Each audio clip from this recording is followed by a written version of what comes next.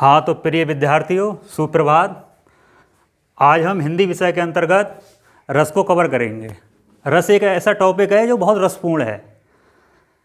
हम सभी जानते हैं 11 रस होते हैं और रस को हम याद कर लेते हैं अच्छे से, लेकिन दिक्कत हमें कहाँ आती है कि रस का जो स्पष्टीकरण होता है हम उसको रटते हैं।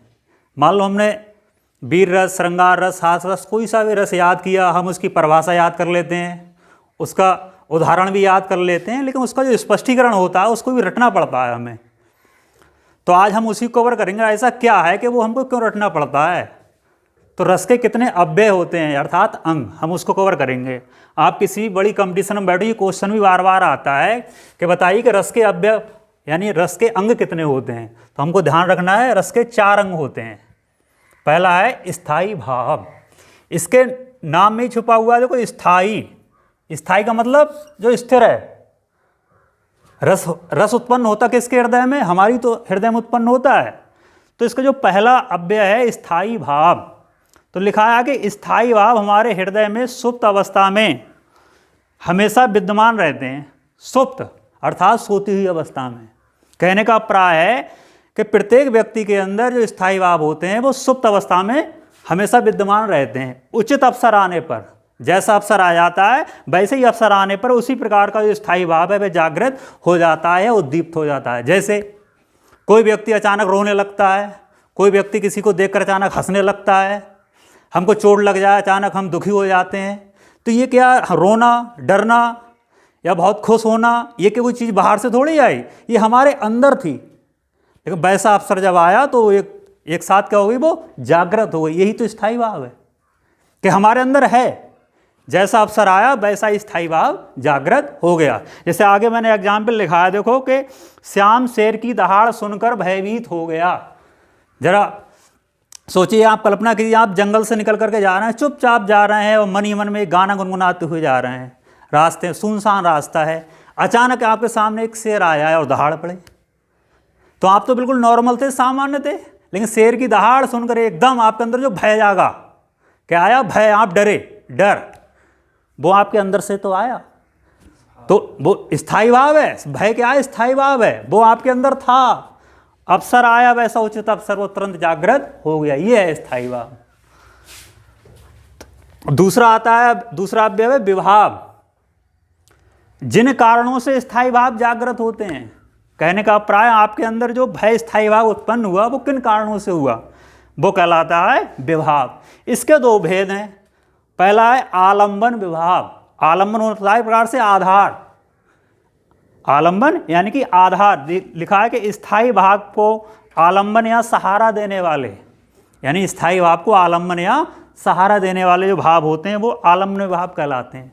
फिर मैं एग्जाम्पल की बात करता हूँ। लिखा है कि श्याम शेर की दहाड़ सुनकर भयभीत हो गया। किसकी दहाड़ सुनकर भयभीत हो गया, शेर की।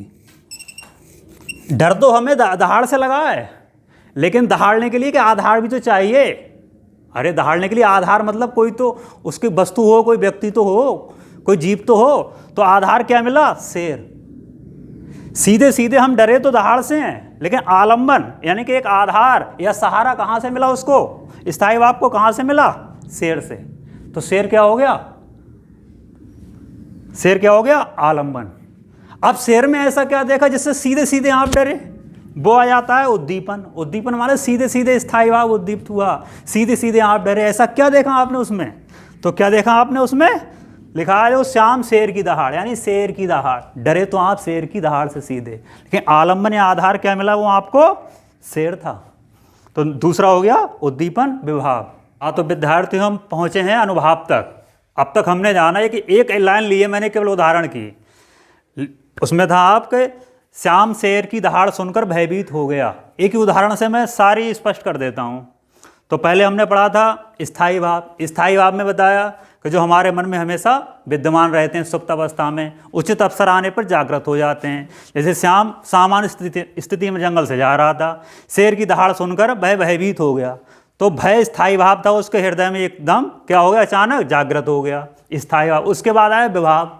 किन कारणों से भय उत्पन्न हुआ, वो विभाव कहलाते हैं। तो विभाव में पहला था आलंबन, अर्थात जो भय उत्पन्न हुआ उस भय को आधार देने वाला, उसको सहारा देने वाला भाव क्या था? वो आलम्बन था। आलम्बन क्या था? शेर। अरे दहाड़ के लिए भी तो कुछ चाहिए, नहीं चाहिए कि वो दहाड़ कहाँ से आई? तो दहाड़ के लिए आलम्बन क्या मिला हमको? शेर। उसके बाद आया उद्दीपन विभाव के शेर में ऐसा क्या था कि जो आलम्बन विभाव है उसकी ऐसी क्या परिस्थितियां थी, उसमें ऐसा क्या था कि जिसको देख करके स्थायी भाव जागृत हुआ? तो शेर की दहाड़, वो क्या हो गया हमारा? उद्दीपन विभाव। अब चूंकि जिसके हृदय में रस उत्पन्न होता है, स्थायी भाव उत्पन्न होता है, वो आश्रय कहलाता है। वो क्या कहलाता है? आश्रय। तो आश्रय के मन में आने वाले जो भाव होते हैं वो अनुभाव कहलाते हैं। कि श्याम ने शेर को देखा, शेर की दहाड़ सुनी, लेकिन श्याम ने क्या किया? तो लिखा है अनुभाव। अनु का अर्थ होता है बाद में या पीछे, भाव आने वाले, अनुभाव बाद में आने वाले भाव। कि श्याम ने शेर को देखा, उसकी दहाड़ सुनी, तो उसके मन में क्या भाव आए? वो हो गए अनुभाव। तो आश्रय तो यहाँ पर श्याम है। तो क्या उसके आए देखो दिया, जैसे शेर की दहाड़ सुनकर चिल्लाना, श्याम क्या है? चिल्लाने लगा, रोने लगा और भागने लगा। यानी आपने किसी चीज को देखा, उसको देखकर आपने जो प्रतिक्रियाएं की वो अनुभाव कहलाता है। तो श्याम ने क्या किया? श्याम ने शेर को देखा, उसकी दहाड़ सुनी, तो वह चिल्लाने लगा, रोने लगा या भागने लगा। अब इसके बाद आता है संचारी। अब साइंस की तरफ हम जाएं, संचारी रोग होते हैं तो वहीं से उत्पन्न है संचारी भाव। ये छोटे छोटे भाव होते हैं और ये भाव पानी के बुलबुलों की तरह उठते रहते हैं और गिरते रहते हैं। जैसे पानी में बुलबुले उठे और बहुत जल्दी वह नष्ट हो जाते हैं। तो ऐसे छोटे छोटे भाव जो हमारे हृदय में आते रहते हैं और जाते रहते हैं, रुकते नहीं हैं, बहुत कम समय के लिए। तो कहा है आश्रय के मन में उत्पन्न होने वाले छोटे छोटे भाव संचारी भाव कहलाते हैं।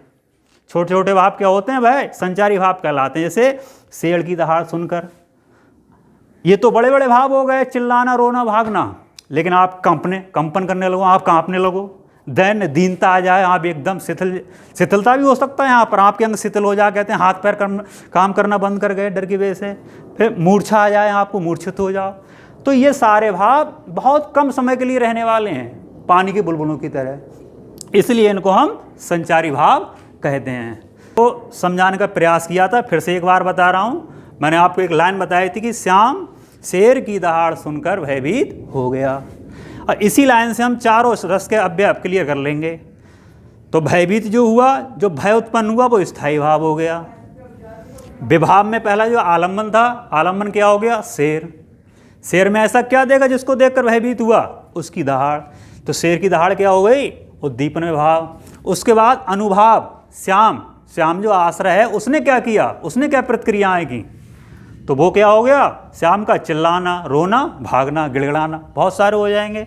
फिर छोटे छोटे कौन से भाव आए उसके मन में? पानी की बुलबुलों की तरह छोटे छोटे जो कुछ समय के लिए आए, वो हो गए आपके जैसे कांपना, दैन्य दीनता, मूर्छा और शिथिलता हो जाएगा इसमें।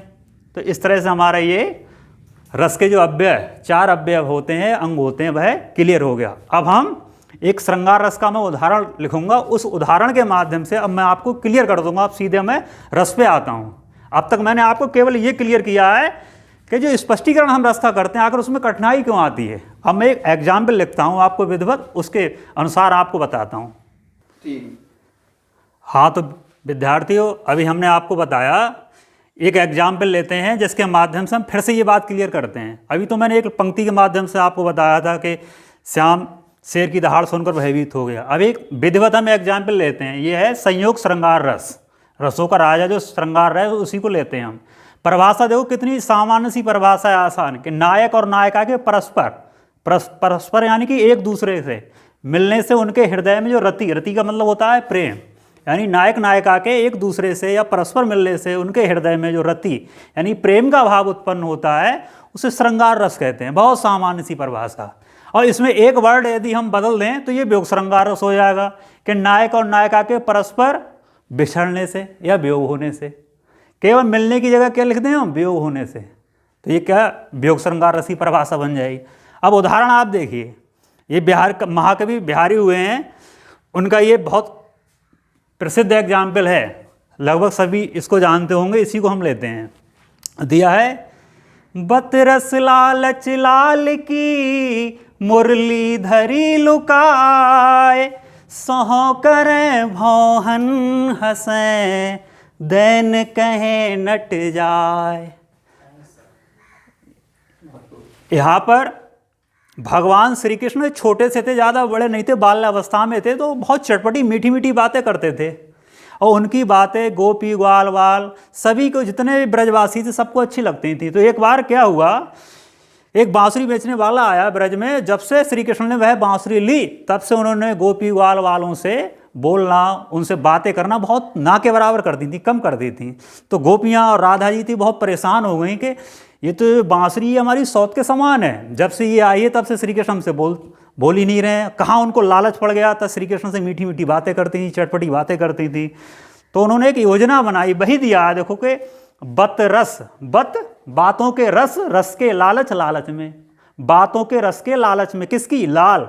लाल से अब प्राय पर रंग नहीं है, श्री कृष्ण। जैसे बेटे को क्या बोलते हैं, प्रिय होता, कहते हैं तू मेरा लाल है, तो वही लाल, लाल से मतलब श्री कृष्ण।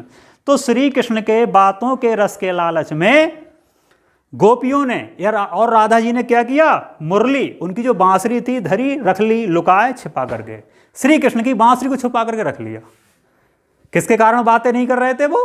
बांसुरी के कारण। तो भैया बतरस लालच, लाल, लाल यानी श्री कृष्ण की बतरस बातों के रस के लालच में गोपियों ने और राधा जी ने उनकी मुरली बांसुरी को छुपा करके रख लिया। अब बताओ, जिस बांसुरी को वह कभी अपने से दूर नहीं करते, तो बांसुरी नहीं मिली श्री कृष्ण को, तो उसको खोजने लगे। तो क्या हुआ, खोजते खोजते गोपियों के पास पहुंचे, राधा जी के पास। तो पूछा, हमारी बांसुरी तुमने देखी है, तुम्हारे पास है? तो कहते हैं जो चोर होता है, चोर क्या करता है, वो शपथ बहुत जल्दी खाता है, कसम या सौगंध। तो सहो करें, जैसे श्री कृष्ण ने गोपियों से कहा हमारी बांसुरी है तुम्हारे पास, दे दो, तो सहो करें, सहो होता है सौगंध। गोपियां सौगंध खाने लगी, कन्हैया हम तेरी सौगंध खा रहे हैं, हमारे पास नहीं है बांसुरी। लेकिन कहते हैं झूठ होता है, छुपता नहीं है। भौहन, आंखों की भौएं भौएं हंस रही थी। एक तरफ सौगंध खा रही है, कन्हैया हमारे पास तुम्हारी बांसुरी नहीं है, भौन हंसे, लेकिन आंखों की भौएं भौएं, आंखों ही आंखों वह हंस रही थी। और कन्हैया बड़े चतुर थे, भले ही छोटे थे, वो समझ गए इनकी भौं से हंसी आ रही है, निश्चित रूप से इनके पास बांसुरी है। कन्हैया ने कह दिया तुम्हें हंसी आ रही है, तुम भी बांसुरी है। तो आगे आया दैन कहे नट जाए। अब चूंकि गोपियों को तो बातें करना थी, किसी कोई बहाना मिले, तो उन्होंने क्या है, कबूल कर लिया गोपियों ने, है तो क्या कर लेगा, नहीं देंगे। तो कहा दैन, बांसुरी देने से कहे कर रही थी नट जाए मना। वह गोपियों ने कबूल भी कर लिया कि बांसुरी हमारे ही पास ही है, लेकिन कहा दैन कहे नट जाए, उस बांसुरी को वह वापस देने से मना कर रही थी। क्यों कर रही थी? बतरस लाल है, जब तक बांसुरी नहीं देंगे तब तक ही हमसे बातें करेंगे। तो ये तो मैंने सामान्य अर्थ बता दिया। अब उसी आधार पर रस के चार अवयव होते हैं, स्थायी भाव, विभाव, विभाव के अंतर्गत आलम्बन और उद्दीपन, फिर अनुभाव और संचारी भाव। स्थायी भाव क्या है, पहले तो ये जान लो, रस किसके हृदय में उत्पन्न हो रहा है? आश्रय कौन है, किसके हृदय में रस उत्पन्न हो रहा है? राधा और गोपियां हैं। कोई भी एग्जाम्पल हो किसी भी रस का, सबसे पहले आप पकड़िए कि रस उत्पन्न किसके हृदय में हो रहा है। तो यहाँ पर राधा जी और गोपियों के हृदय में उत्पन्न हो रहा है रस, ठीक है। अब तो स्थायी भाव, प्रत्येक रस का अपना एक अलग स्थायी भाव होता है। तो श्रृंगार रस का रति है स्थायी भाव, ये तो क्लियर है, इसमें कुछ चेंज नहीं हो सकता, कोई सा भी एग्जाम्पल हो रति ही रहेगा। अब दूसरा आता है विभाव। मैंने आपको पहले विभाव के बारे में बताया कि जिन कारणों से या जिनके कारण स्थायी भाव जागृत होता है। तो रति किसके कारण जागृत हुआ, उसके दो हैं भेद देखो विभाव के। आलंबन, आलंबन यानी कि आधार तो रहा हुआ कुछ, मीठी मीठी बातों की लालसा। उद्दीप्त तो स्थायी भाव केवल मीठी बातों की लालसा है, लेकिन मीठी बातों के लिए कोई आधार तो चाहिए, कोई अपने आप ऐसी थोड़ी हो जाएंगी। तो आधार क्या है, आलंबन क्या है, श्री कृष्ण। आलंबन क्या है, श्री कृष्ण। तो विभाव के अंतर्गत आलंबन यानी आधार क्या हुआ हमारा, श्री कृष्ण। अब श्री कृष्ण में ऐसा क्या था जिसके कारण सीधे सीधे रति भाव उत्पन्न हुआ था गोपियों के मन में? श्री कृष्ण तो केवल आधार हैं, समझ रहे हैं आप, लेकिन उनके अंतर्गत ऐसी उनकी क्या प्रतिक्रियाएं थी, क्या था उनके अंतर्गत, क्या था उनमें? बतरस लाल है। श्री कृष्ण की जो बतरस लाल है यानी मीठी मीठी बातें थी, उनके कारण रति भाव उत्पन्न हुआ। अब इसके लिए उन्होंने क्या किया, चूंकि वो उनकी मीठी मीठी बातें उन्हें सुननी है, तो उसके लिए गोपियों ने क्या प्रतिक्रिया की, बताया था मैंने, अनुभाव। उसके बाद में गोपियों के हृदय में क्या भाव आए, तो क्या भाव आए थे, उन्होंने क्या किया, यानी मीठी मीठी बातों की लालसा के कारण क्या किया, उनकी बांसुरी को चुरा लिया।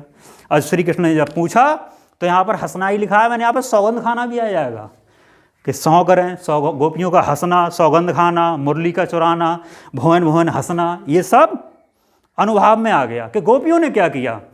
अब आ जाओ संचारी भाव से। ये तो बड़े बड़े भाव हो गए जो लगभग स्थायी थे काफ़ी समय तक, लेकिन छोटे छोटे पानी की बुलबुलों की तरह छोटे छोटे भाव उनके अंदर आ रहे थे। हर्ष, प्रसन्नता हो रही थी कि अरे अब तो कृष्ण से बातें करने को मिलेंगी। चंचलता, शरीर में एक प्रकार से रोमांच भी आ जाए, यहाँ रोमांच उत्पन्न हो गया। फिर आगे उत्सुकता, उस काम को करने की उनके अंदर बहुत क्या था, एक प्रकार से उत्सुकता आ गई कि बहुत जल्दी ये काम कर लो। तो इस तरह ये क्लियर हुआ।